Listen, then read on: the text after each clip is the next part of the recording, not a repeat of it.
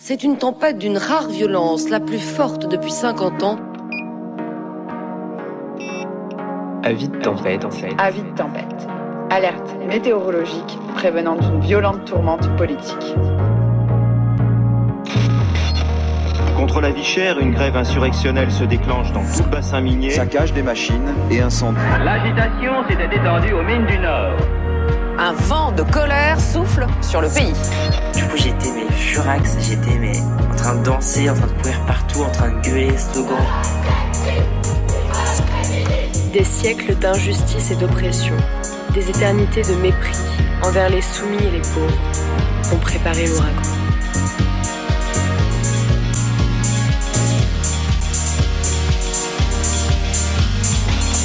Enfilez vos kawaii et vos écouteurs. Bienvenue sur le podcast Avis de tempête.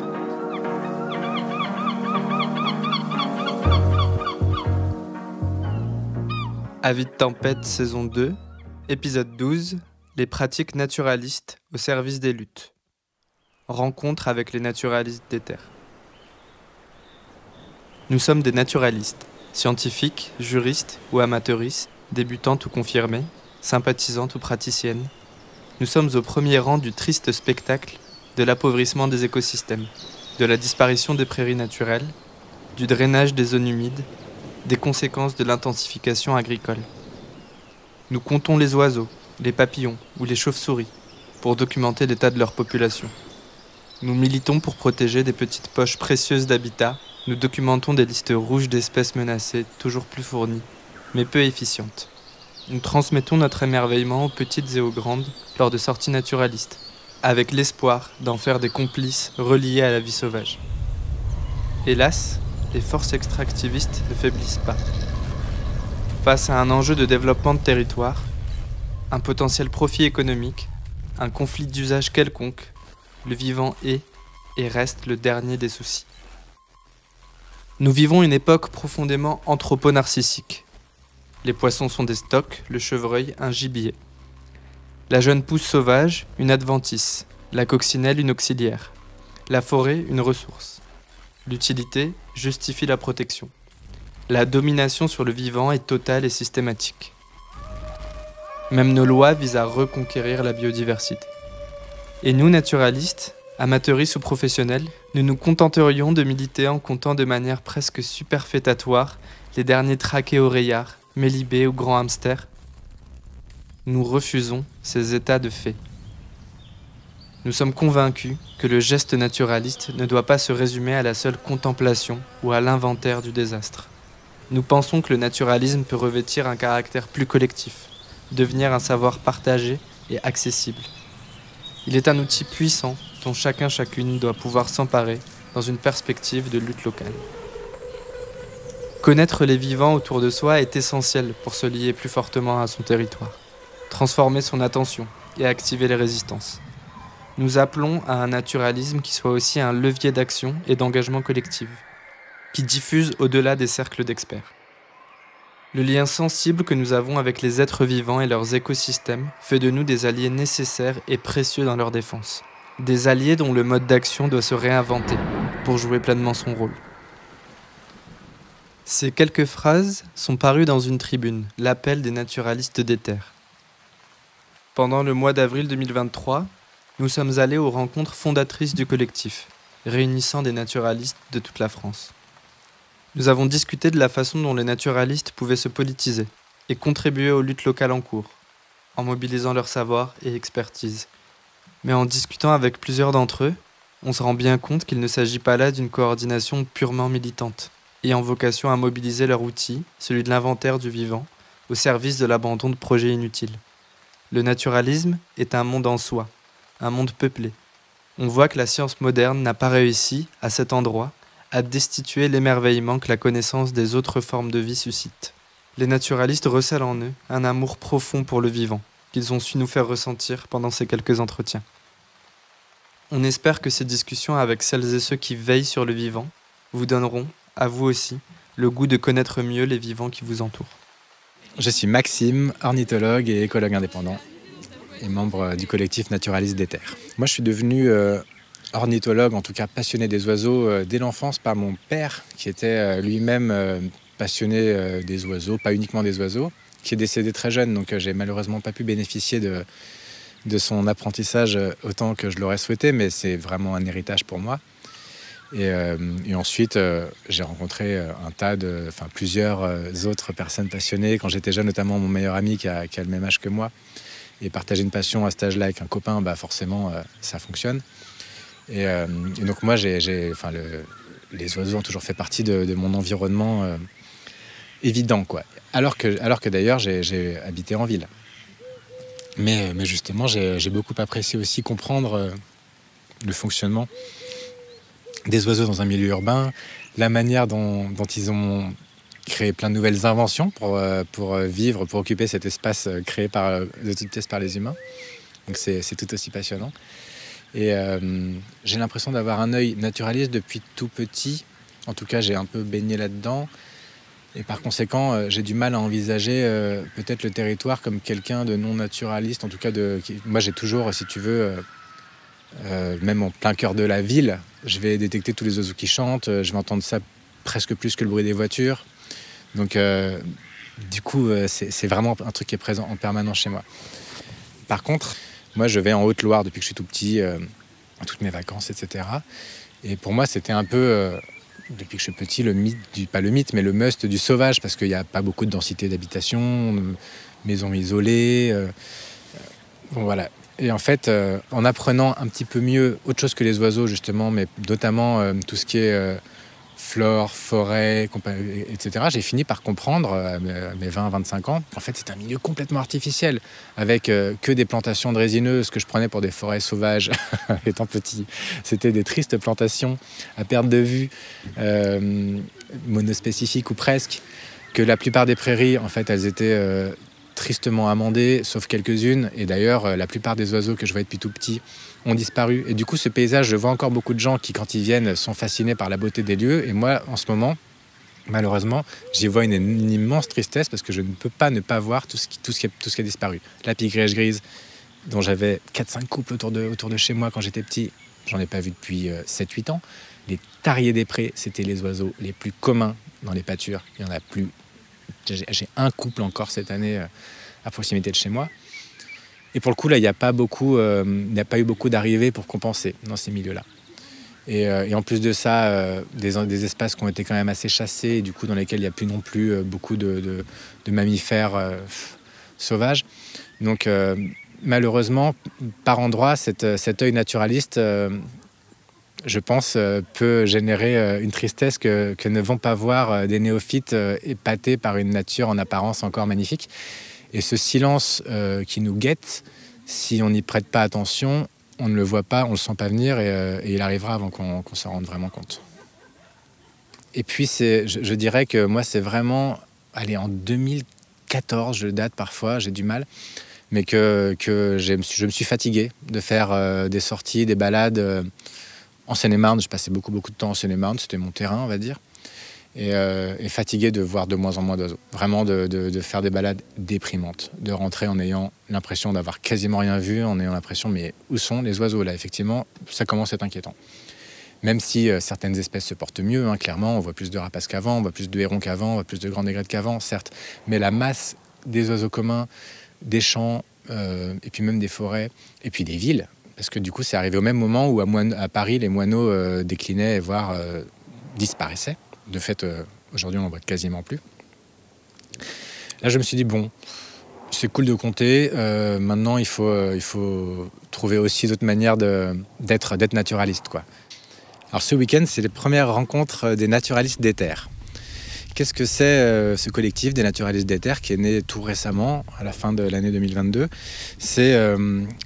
C'est un collectif qui fait suite au constat de l'érosion du vivant, au constat que les naturalistes font partie des personnes qui documentent, qui suivent, qui constatent la lente érosion, ou parfois rapide, même dans certains cas, de notamment toutes les espèces assez communes qui nous entourent, et qui aident en fait à se dire, bon, et maintenant, quoi. Bon, ok, on constate, ok, on observe, ok, on est des scientifiques, enfin en tout cas des écologues, des naturalistes.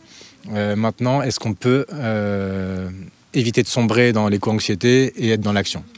C'était ça, en gros, la raison. Sachant qu'on n'est pas les premiers à être dans l'action, on est bien conscient qu'il y a beaucoup d'associations qui font énormément de choses depuis des décennies. Des luttes, il y en a eu avant, il y en aura après. Et simplement, il y a l'idée déjà d'un rajeunissement des moyens, des manières de faire. Ce que font beaucoup d'associations, tous les jeunes ne s'y retrouvent pas, tous les gens ne s'y retrouvent pas. Donc il y a de la place pour inventer d'autres manières de défendre le vivant. Et il y a vraiment aussi l'idée de faire un pont entre le monde naturaliste qui est souvent assez en retrait des luttes et le monde militant qui peut parfois être difficile d'accès quand on n'a pas les contacts, quand on ne connaît pas, quand ce n'est pas notre culture. Donc voilà, on se veut un trait d'union entre ces espaces et un moyen de lutter joyeusement. On a d'abord rédigé une tribune qui a été, donc l'appel des naturalistes des terres, qui a été publié dans la revue Terrestre, qui a été ensuite repris chez Reporter, Lundi Matin, qui a pas mal, on a l'impression en tout cas, qui a pas mal été relayé aussi. On a entendu sur des groupes WhatsApp cette tribune qui a permis en fait de ramener du monde. Cette tribune, elle est aussi concomitante à la sortie d'une carte collaborative, un espèce d'annuaire cartographique où les naturalistes seront disponibles, s'inscrivent sur cette carte, mettent leurs coordonnées, leur spécialité. Je suis, pour le moment, pas encore juriste, mais ce sera juste après les rencontres, on espère. Je suis naturaliste, je suis spécialiste de tel ou tel taxon, je suis un chercheur, une chercheuse en écologie. Je m'inscris et je me rends disponible pour transmettre mes savoirs, faire des inventaires sur des territoires qui en ont besoin. On a dépassé hier les 500 inscriptions. C'est quand même assez énorme. Ouais,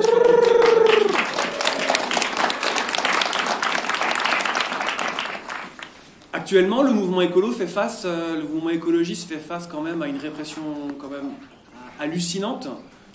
Les événements de Sainte-Soline récents, sont finalement montrent une espèce de bascule. Hein. Voilà, nous, on se positionne aussi vis-à-vis de tout ça avec un soutien absolument inconditionnel en fait à ce mouvement. On s'inscrit vraiment aussi dans cette filiation, dans cette nécessité d'avoir acté le fait que oui, ça va passer aussi par du sabotage, ça va passer aussi par du désarmement. Donc les rencontres, un point important, c'est que c'est assez difficile de dire les mots communauté naturaliste. Parce que en fait, on n'est pas sûr du tout, on est même à peu près sûr que les naturalistes ne forment pas une communauté si homogène que ça, qui a une grande diversité de personnes, de façons de pratiquer le naturalisme. Et puis même dans notre groupe de coordination, on sentait aussi, on sent toujours des diversités d'approches, des diversités stratégiques, voilà. Et donc on a voulu absolument retranscrire ça dans ces rencontres-là, parce que on pense aussi que c'est cette diversité-là qui est intéressante. Et donc les rencontres, elles sont construites comme ça. Essayer de à la fois refléter la diversité des communautés naturalistes, faire en sorte que ce soit quelque chose qui puisse déboucher sur du concret à l'issue des rencontres, c'est-à-dire revisiter nos pratiques naturalistes au regard des besoins de collectifs en lutte ou au regard de la capacité de certaines pratiques naturalistes à rentrer en lutte. C'est un peu ça l'idée générale des ateliers et des plénières de ce week-end. Le métier de naturaliste, il est complexe, il est pluriel. Déjà, il y a beaucoup de naturalistes qui sont des amateurs, qui ne sont pas des professionnels et qui font un tout autre métier qui n'a rien à voir. Et c'est pour beaucoup une activité de loisir, mais passionnée, vraiment chevillée au corps. Et on a des personnes pour qui la perte, la destruction d'un habitat, c'est ce qui est le plus dur, de plus insupportable à leurs yeux. Donc on a vraiment des passionnés qui ont aussi pour beaucoup une tendance à être assez timides, assez en retrait. En tout cas, les passions d'ornithologie, d'entomologie, même de botanique ou autre, attirent beaucoup de gens qui sont parfois déjà un peu en dehors de la norme, on va dire. En tout cas, pour beaucoup de ceux que je connais. Et donc, il peut y avoir une certaine timidité à rejoindre des dynamiques existantes dans lesquelles ils ne sont pas nécessairement à l'aise. Et ensuite, il y a des naturalistes professionnels qui, eux, ont comme domaine de possibilité d'exercer leur passion, métier-passion, globalement 3 grands secteurs. Le premier, c'est la recherche. Donc on va avoir tous les chercheurs en écologie qui sont souvent, pas tous, mais dans lesquels il y a beaucoup de naturalistes. On va avoir le milieu associatif. Et donc là, avec des salaires en général très bas pour des compétences très, très fortes. Et avec un milieu associatif qui s'est fait piéger quand même beaucoup depuis une 20-30 d'années en recrutant beaucoup. Parce que parfois il y a des demandes, il y a des besoins forts pendant des moments, notamment lorsque les pouvoirs publics finançaient l'acquisition de connaissances. Et qui du coup se retrouvent maintenant devoir garder leurs effectifs, à se battre pour garder leurs effectifs au même niveau parce qu'ils n'ont pas envie de licencier et qui les oblige à trouver des financements en peu de temps et du coup à être moins regardants sur l'origine de ces financements. Donc du coup il y a un vrai souci aussi dans le milieu associatif. Et puis le troisième et le principal recruteur de naturalistes, ce sont les bureaux d'études. Et les bureaux d'études, c'est eux qui vont être chargés de toutes les études réglementaires, notamment lorsqu'il y a... par exemple, un projet d'aménagement, pas uniquement, ça peut aussi être des créations d'espaces protégés parfois, mais le plus souvent, ça va être des projets d'aménagement qui doivent respecter les réglementations et notamment la réglementation sur les espèces protégées. Et donc ces naturalistes vont avoir l'impression, parfois à juste titre, de contribuer à faire en sorte que les projets se passent le mieux possible du point de vue des espèces protégées, du point de vue de la biodiversité en général, du point de vue du vivant en général. Mais dans les faits, ce qu'on observe, c'est que la plupart des bureaux d'études, ils se retrouvent à être en contrat avec un pétitionnaire sur, par exemple, un projet, mettons une création de ZAC, une création de parcs photovoltaïques, une création d'autoroutes. Et leur rôle, ça va être d'aider à ce que le projet puisse se faire d'un point de vue du code de l'environnement. Donc, trouver effectivement les espèces protégées qui sont, mais... en général dans un temps imparti assez limité parce qu'ils ont plein d'études en même temps. Et après, proposer des mesures qui font que globalement, on espère que le projet pourra même se passer d'une dérogation espèce protégée. Et puis si jamais il doit passer le cap de la dérogation espèce protégée, trouver des bonnes mesures compensatoires, mais encore une fois, pour que le projet soit accepté. Et donc d'ailleurs, ces naturalistes qui en général font ce métier par passion pour être dehors, se retrouvent à défendre des projets destructeurs de la nature sans même avoir imaginé une seconde que c'est vers là-dedans qu'ils allaient. C'est marrant parce que dans les discussions, on s'est dit ouais, avec nos savoirs naturalistes, c'est sûr qu'on peut faire des choses.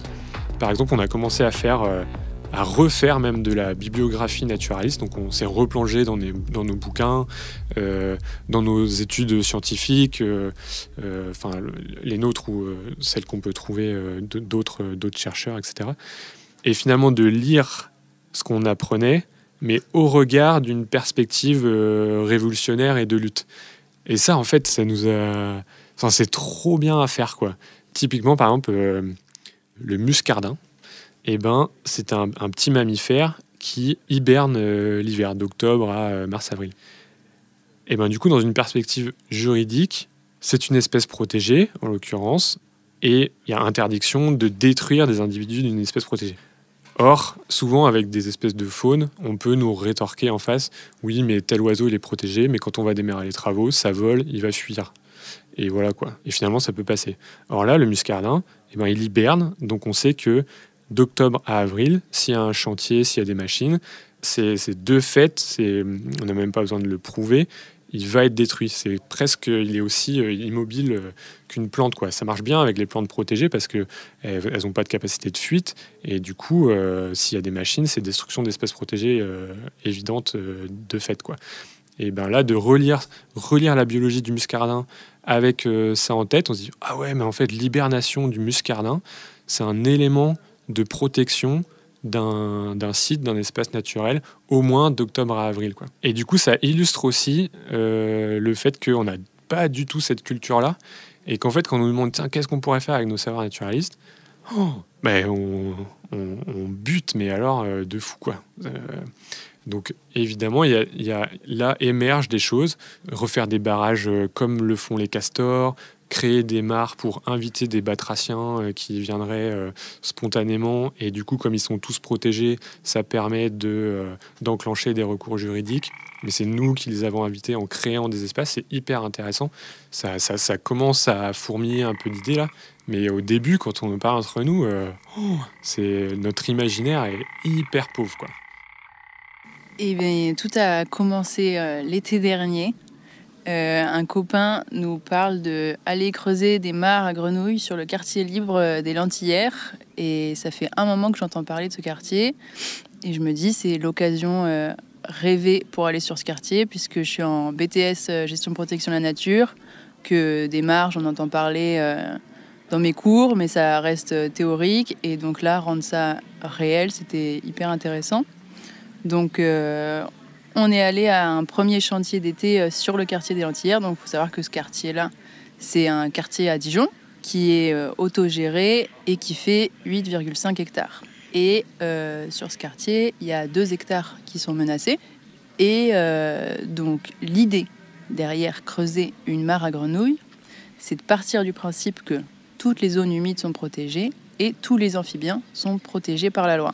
Donc on parle de mare à Grenouille parce que c'est sexy et ça attire le grand public de parler de grenouilles, mais finalement, l'espèce qui se prête le plus sur le quartier des Lentillères, c'est le crapaud alite accoucheur, qui est une espèce rudérale, donc qui vit dans les villes et qui aime les milieux secs, calcaires, qui se planque derrière les interstices de pierres, rocheux. Et il y avait aussi ce côté de l'alite accoucheur, ce côté un peu sympa de... c'est le mâle qui porte les œufs. Donc il y avait ce côté féministe aussi mêlé à la lutte. Oui, ce qui est un peu rigolo, c'est qu'on s'est retrouvés là un peu par hasard. Un pote qui nous passe un flyer dans un coin de rue et clac, on se dit allez, on y va, ça a l'air rigolo, c'est des gens sympas qu'on aime bien. Et du coup, on y allait vraiment à titre individuel de curieuse naturaliste, ou je sais pas comment on peut dire ça. Et c'est vrai que le premier chantier, il avait vraiment une couleur... il y avait un truc un peu d'effervescence autour de ce projet-là, avec un espèce d'imaginaire complètement dingue de qu'est-ce qu'on peut trouver au fin fond d'une mare, de textes qui faisaient un peu miroiter toute une réalité qu'on connaissait pas, quoi. Et donc nous, on est arrivés sur la fin de ce chantier-là, et à la fin, on sentait qu'il y avait un peu ce truc-là de se dire on a aimé créer, imaginer et rêver ensemble de cette mare-là, mais il nous manque quand même des savoir-faire un peu pratiques et naturalistes que là, on n'avait pas autour de la table, quoi. Et du coup, à la fois... toi étant en formation en lycée agricole et moi bossant en ce moment dans une association environnementale dans le Jura, il y avait un peu un truc de se dire que là c'était trop con de passer à côté des passerelles entre ces milieux-là, donc d'assauts de protection de l'environnement qui ont des compétences, qui ont l'habitude effectivement d'accompagner des paysans, paysannes pour recreuser des mares, et un quartier occupé où du coup il y a quand même un socle politique commun, mais l'un avec un pied plus dans la sphère institutionnelle et l'autre moins ou pas. Et du coup, comment ça pouvait fonctionner ensemble, ça. Et c'était un peu le pari en repartant du premier chantier. Et clairement, ce qui a fait que ça a fonctionné, c'est de l'humain. Nous, on est rentrés chez nous en parlant aux personnes ressources auxquelles on pensait, aux collègues, en leur disant en fait là ça vaut le coup d'y aller. C'est chouette aussi qu'on se mouille. On a des compétences, il faut les partager. Et voilà. Et du coup, de fil en aiguille, il y a une partie donc des collègues qui sont venus sur le terrain, des profs aussi du lycée agricole. Il y a eu un espèce de croisement comme ça. Et sur le deuxième chantier, ça a été vraiment chouette de voir ces moments de rencontre où à la fois c'était une découverte pour certaines naturalistes qui n'ont pas forcément l'habitude d'aller dans effectivement des milieux beaucoup plus politisés, autonomes. Donc là, il y avait une espèce plein de discussions sur qu'est-ce qu'on met derrière nos actes naturalistes, pourquoi on le fait et quel impact ça peut avoir. Et la rencontre avec tout un groupe de personnes plutôt des cultures militantes qui débarquaient là sans trop savoir ce que ça pouvait être une mare concrètement, comment on allait s'y prendre, et se retrouver à se prendre au jeu et à avoir des grandes discussions sur les différents milieux possibles aquatiques, pour quelle faune, quelle flore, et du coup de développer une curiosité et un intérêt hyper pointu quand même, parce qu'on le faisait ensemble et que c'était hyper concret là. Et du coup ça permettait aussi, là c'était le format chantier reprise de savoir, du coup il y avait vraiment ce côté pratique où on creusait la mare et plus théorique où on échangeait plus de la connaissance naturaliste, et c'était vraiment chouette de voir que ce format là permettait justement la rencontre de ces deux milieux là et créer des passerelles. un des derniers jours, donc il y avait une intervention d'une anthropologue, Vanessa Manseron, et j'ai motivé mes camarades de BTS Gestion Protection de la Nature, qui sont moins politisés, qui sont naturalistes en herbe, et du coup de les amener sur un lieu hyper politisé, face aussi à des militants qui œuvrent au quotidien. Il y avait cette espèce de face-à-face où en fait, d'un côté, les militants disaient « mais les naturalistes, vous êtes aux premières lignes et vous constatez la destruction de la nature et pourquoi vous faites rien, quoi ?» Enfin, donc là, on avait cette bascule qui pouvait se créer et je pense que ça a planté une graine chez eux. C'est sûr. Ouais. Ah non, j'étais fascinée par ce qui se passait derrière toi. Oh, un truc de papillon. Je pense que c'est un truc de papillon. Oh, on va pouvoir apprendre pour les inventaires. Ah, super, super. Bah, c'est vrai que suite à ce chantier-là, il y avait un peu une envie... le groupe Vase là, qui s'est un peu créé en se disant « Oh là là, on a envie de poursuivre ». Il y avait un peu une espèce de rêve de creuser des mares partout. Bon, entre-temps, on s'est un petit peu calmé quand même. Il faut déjà qu'on voit comment celles-là vont évoluer.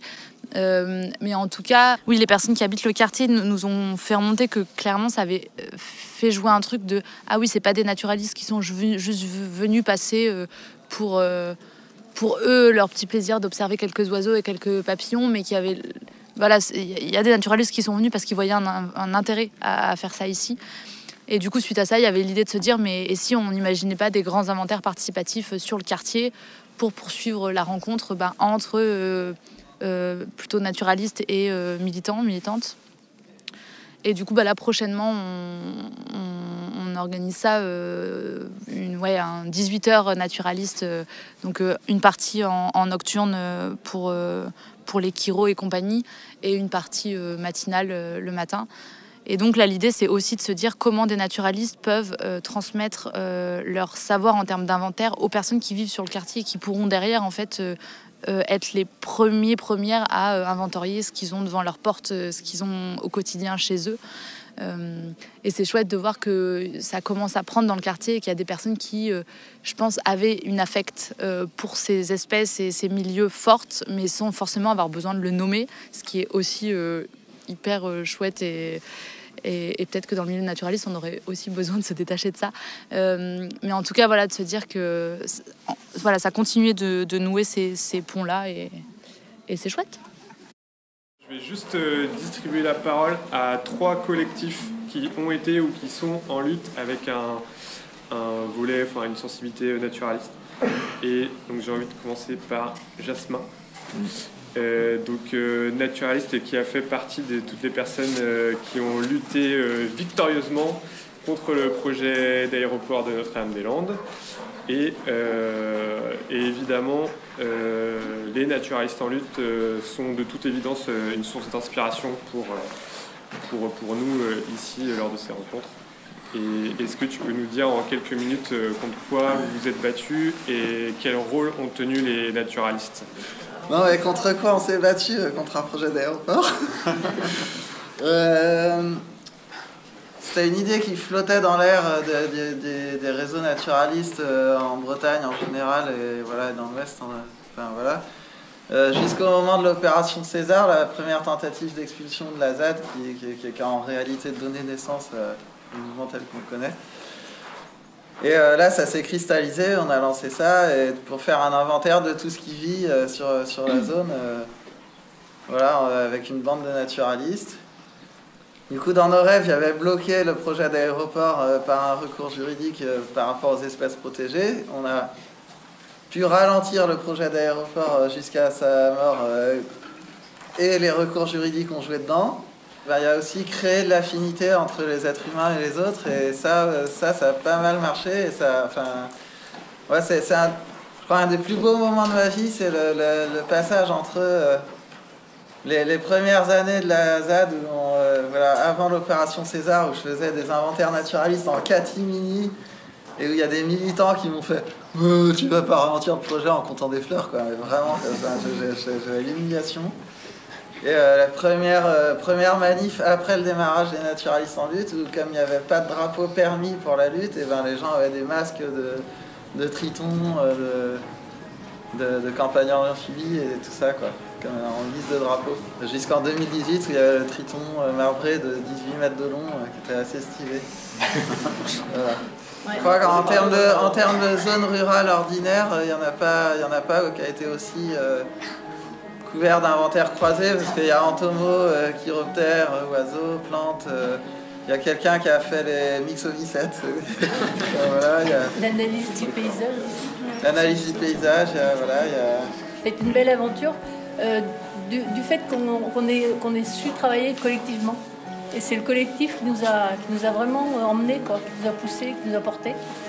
Moi, j'en garde aussi comme Jean-Marie un très très bon souvenir, parce que on s'attendait pas à... Enfin, la petite dizaine qu'on était au départ, quand on a organisé, quand on s'est réparti les plans, les cadres, on a fait ça de façon très, très professionnelle, puisqu'on était des professionnels engagés dans l'action. Et quand on a vu arriver les 200 personnes, on s'est dit wow, comment on fait, quoi. Et la mayonnaise a bien pris et on s'est trouvé vraiment embarqué dans une aventure assez extraordinaire, effectivement. Et on s'est rendu compte quand on a fait les bilans et quand Jean-Marie était quand même notre porte-parole assez souvent auprès des institutions. On a réussi à prouver qu'on avait fait un travail correct, quoi.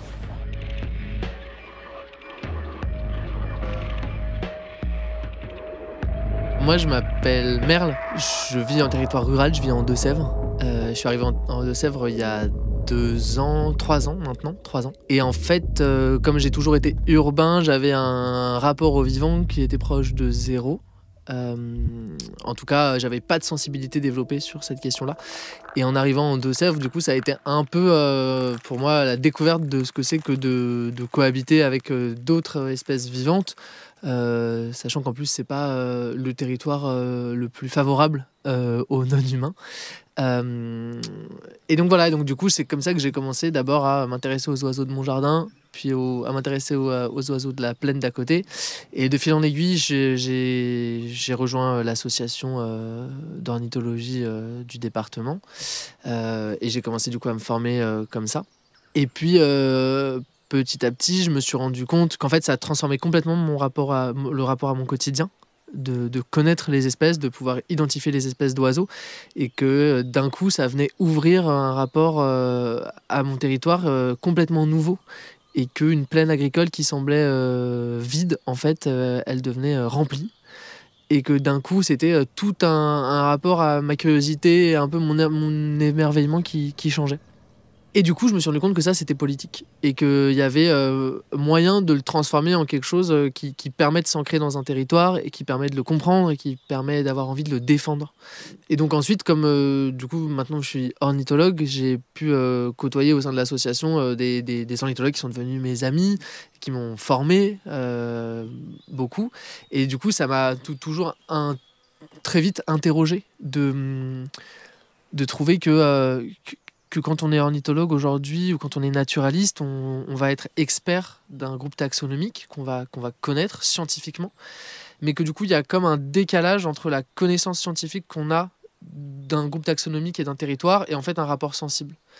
Et moi j'ai vraiment eu un moment où ça m'a manqué en fait dans ma pratique ornithologique de pas trouver écho de manière sensible à ce qu'en fait moi je ressentais comme sensible, c'est-à-dire le chant des oiseaux, le fait d'aller faire des comptages au petit matin et de voir le soleil se lever sur la plaine. Ça paraît très bucolique, mais du coup ça c'est mon travail ornithologique, il est venu créer des moments sensibles, et j'avais envie qu'on puisse le retranscrire dans la pratique scientifique et naturaliste. Et c'est vraiment pour moi quelque chose qu'on a envie de porter au sein des naturalistes des terres et qui me semble vraiment déterminant. C'est-à-dire de dire que la pratique naturaliste, elle peut être une pratique et scientifique et sensible. Et qu'il y a tendance à... la scientifisation des savoirs a tendance à complètement considérer le rapport sensible comme quelque chose de moins important. Mais qu'en fait, en connectant les deux, on peut créer quelque chose de beaucoup plus puissant et surtout, on peut intéresser les gens beaucoup plus facilement. En tout cas, moi, j'ai eu envie, du coup, j'ai entamé un BTS en gestion et protection de la nature. C'est un peu de la reconversion. D'ailleurs, je compte même pas vraiment en faire mon métier. Mais j'avais envie de faire cette formation. En fait, ça vient un peu contredire ce que je disais. C'est-à-dire que du coup, j'avais envie à un moment donné d'avoir une formation scientifique suffisamment solide pour savoir que derrière, je peux me permettre d'aller vers le sensible, d'aller vers l'écriture de récits, d'aller vers l'animation, d'aller vers l'art, enfin en tout cas, d'aller chercher dans la palette des possibles politiques autre chose que la science, parce que je sais que derrière, je vais être sérieux aussi en tant que naturaliste. Parce que il y a souvent cette idée dans le milieu naturaliste que du coup, l'animation, c'est très bien, mais c'est pas scientifique, c'est pas de l'expertise, et que du coup, oui, raconter des histoires sur les chouettes, c'est bien, mais en fait, est-ce qu'on connaît réellement la population ? Est-ce que tu es capable de savoir exactement le pourcentage de dispersion des nichés ? Et en fait, oui, c'est très important et c'est nécessaire de le savoir. Mais pour moi, c'est pas moins important que de raconter des histoires sur les espèces avec lesquelles on cohabite. C'est juste que j'ai l'impression que la science, elle ne permet pas aujourd'hui de créer une coexistence entre des espèces humaines et non humaines sur un même territoire. Et qu'au contraire, elle peut avoir tendance à mettre à distance des liens affectifs qu'on pourrait développer. Et c'est dommage, et j'ai l'impression qu'en fait, il y a vraiment moyen de dépasser ça. Et que du coup, ça passe pas par l'arrêt d'études scientifiques, mais au contraire par le fait de... En fait, moi, ce que j'aimerais, c'est que la mise en place de protocoles scientifiques, ce soit un outil, non pas la finalité, mais un outil pour après développer du sensible. Et que j'ai l'impression qu'on pourrait repenser la façon dont on fait de la science et imaginer du coup quelque chose de beaucoup plus transversal. Pour moi, une des différences majeures aujourd'hui qu'il y a entre les bureaux d'études et les associations de protection de la nature, c'est la présence de bénévoles au sein des associations. Et en fait, j'ai l'impression que leur présence, elle est hyper importante parce qu'elle garde un rapport amateur, elle oblige à garder un rapport amateur et du coup, un rapport sensible qui fait que les salariés de ces assos, ils sont obligés de prendre en compte cette façon d'être au vivant. Et du coup, effectivement, souvent, ça va jouer sur des approximations scientifiques. Par exemple, l'exemple le plus commun, c'est tout le monde a l'impression d'avoir un rouge-gorge dans son jardin et que ça fait des années que le rouge-gorge, il vit dans leur jardin. En fait, scientifiquement, ça ne marche pas parce que les rouges-gorges, ils sont plutôt migrateurs et qu'en fait, le rouge-gorge qu'on a l'hiver, c'est pas le rouge-gorge qu'on a le printemps. Donc en fait, scientifiquement, on a envie de répondre non, mais n'importe quoi. Mais en fait, on s'en fiche parce que ce qui est important, c'est qu'à un moment donné, les bénévoles qui vont dire ça en association de protection de la nature, ils donnent un intérêt, ils portent un regard sur les espèces.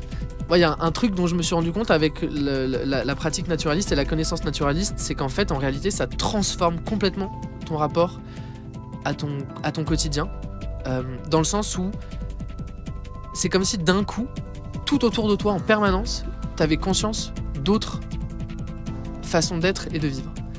Et en fait, ça, c'est quelque chose qui transforme complètement le rapport que tu as à l'espace, le rapport que tu as aux choses sur lesquelles tu marches, sur lesquelles tu t'assois. Et en fait, j'ai l'impression que la pratique naturaliste, elle doit vraiment se démocratiser pour permettre ça. On parle de vivre ensemble, de coexister avec les autres espèces et tout ça, et que la connaissance purement naturaliste, c'est-à-dire vraiment d'identification, en fait, elle est déjà un pas, elle est vraiment une porte vers ça. Et que... Enfin, en fait, vraiment, le moment où tu sais reconnaître les espèces d'oiseaux qui chantent autour de toi ou les espèces de criquets, d'orthoptères qui font du bruit ou quoi, en fait, d'un coup, c'est comme si tu rentres dans une communauté. Et ça, enfin, vraiment, ça a un pouvoir... ça fait que t'es plus seul, quoi. Et j'ai l'impression qu'il y a un enjeu là-dessus hyper important. Et qu'en fait, on pourra pas demander aux gens d'être empathiques et de penser leur place par rapport à d'autres espèces non humaines, tant qu'en fait, on n'aura pas permis aux personnes d'être capables de reconnaître les espèces avec lesquelles elles cohabitent. Alors là, c'est incroyable. C'est vraiment la rareté du week-end pour l'instant. On n'est qu'au premier jour, donc voilà, on ne sait jamais, mais... Là, en fait, c'est posé sur une petite brindille près d'une gouttière, une Hemianax effipigère, qui est donc une libellule nord-africaine qui remonte souvent. Et donc là, elle ne bouge pas. On dirait vraiment un tout petit bout de bois. Ce qui est incroyable quand tu la regardes aux jumelles, c'est que tu vois tout son petit corps et ses petites pattes et ses grands yeux. Je dois dire que je suis un peu émue. Non, mais ce qui est surtout très très émouvant, c'est qu'on était tous et toutes en train de boire des bières et que d'un coup... tout le monde s'est mis à regarder vraiment une gouttière, hein, jusqu'à ce qu'on sache, et se pointer du doigt, et se passer des jumelles et tout ça, et se passer le nom en latin comme si c'était un peu une formule magique. Et ça, c'est trop mignon. Il est décidé que l'esprit des femmes est défectueux, que les fibres de son cerveau sont faibles. Toute connaissance abstraite, toute connaissance qui est aride, doit être abandonnée à l'esprit laborieux et solide de l'homme. C'est pour cette raison, en est-il déduit ensuite, que les femmes ne pourront jamais apprendre la géométrie. Il existe une controverse quant à savoir si oui ou non les femmes devraient se voir enseigner l'arithmétique. À une femme qui possède un télescope, il est suggéré de s'en débarrasser, qu'elle cesse d'essayer de comprendre ce qu'il se passe sur la Lune. Il est décidé que la matière ne peut pas connaître la matière, que la matière n'est qu'une chose animale et seulement capable de mouvement local. La matière n'est dotée ni d'intelligence, ni de perception, et il est affirmé que la nature ne devrait être abordée que par la raison. Il est affirmé à présent que les animaux ne pensent pas, que les animaux se meuvent automatiquement comme des machines, que la passion chez les animaux est plus violente parce qu'elle n'est pas accompagnée par la pensée, que nos propres corps se distinguent des machines uniquement par un esprit qui pense en dehors de tout lien avec les passions. Et il est fait valoir ensuite que si les animaux pouvaient penser, ils pourraient posséder une âme immortelle. Mais il apparaît évident que les animaux ne disposent pas d'âme immortelle et ne peuvent pas penser. Car si un animal possédait une âme immortelle, tous le pourraient. Et que beaucoup d'entre eux sont trop imparfaits pour que l'on s'autorise à le croire, tels les huîtres, les éponges, etc. Et il est dit que les âmes des femmes sont petites. Il est décidé que la matière est inerte. Et en gros, ça c'est un texte, c'est un poème écrit par une écoféministe américaine des années 70, qui était historienne aussi, et qui a écrit ce poème pour mélanger ensemble l'histoire des sciences, c'est-à-dire l'histoire des grandes découvertes scientifiques, par date, enfin voilà, une histoire un peu aride quoi, sur comment est-ce qu'on a découvert l'univers, qu'on s'est intéressé à l'astronomie, à l'astrologie, à la géométrie, à tout un peu les grandes sciences quoi, et l'histoire de l'exploitation, de la domination des femmes, mais aussi des esclaves. Du coup, elle raconte son histoire de façon pas du tout historique quoi, en essayant de raconter ça presque comme un poème. Et donc, elle écrit des choses comme, en mettant côte à côte, par exemple, 1619, Kepler publie sa 3e loi fondamentale de Harmonies Mundi. 1619, les premières esclaves noires sont introduites en Amérique. Ou encore, 1482, Léonard de Vinci déménage à Milan et commence la rédaction de ses cahiers sur l'hydraulique, la mécanique et l'anatomie. Et 1523, un millier de sorcières brûlent en une seule année dans le diocèse de Côme. Ce que je trouve super fort dans sa façon de faire, c'est que le fait de mettre à côté ces deux histoires-là, donc l'histoire un peu canonique de la découverte des sciences et l'histoire en fait dissimulée quoi, de toute la violence à l'encontre des femmes et des personnes non blanches qui se produit simultanément. Rien que le fait de mettre ces deux choses côte à côte, ça permet de comprendre d'un coup comme ça à quel point toutes ces histoires-là sont liées et qu'on ne peut pas se battre sur un front environnemental sans se battre sur un front patriarcal et sans se battre sur un front décolonial. Et pour moi, ça, c'est un peu une espèce de truc un peu de fond. Et donc, moi, si je m'intéresse aux naturalistes des terres, c'est que moi, je ne suis pas naturaliste, mais je m'intéresse beaucoup à la façon dont on se réapproprie ces savoirs-là en prenant compte de cette histoire. À un certain moment, dans les campagnes, tout le monde dans le village savait reconnaître telle ou telle plante pour assurer sa subsistance. Et ça, c'est quelque chose qui a été complètement perdu.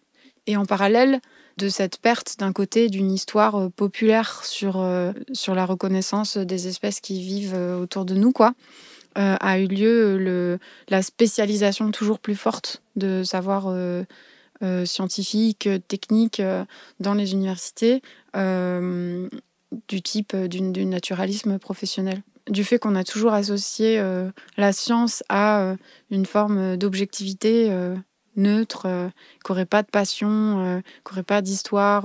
On se débarrasse d'un même coup de tous les affects que ça peut faire d'être naturaliste et de faire des inventaires où en fait tu fais un inventaire où tu comptes le nombre d'espèces qui disparaissent par an, mais tu prends pas position politiquement par rapport à ce que tu es en train de voir, parce que tu es pris dans un système de savoir où c'est que l'objectivité et la rigueur, et que ça voudrait dire ne pas prendre une position politique, quoi.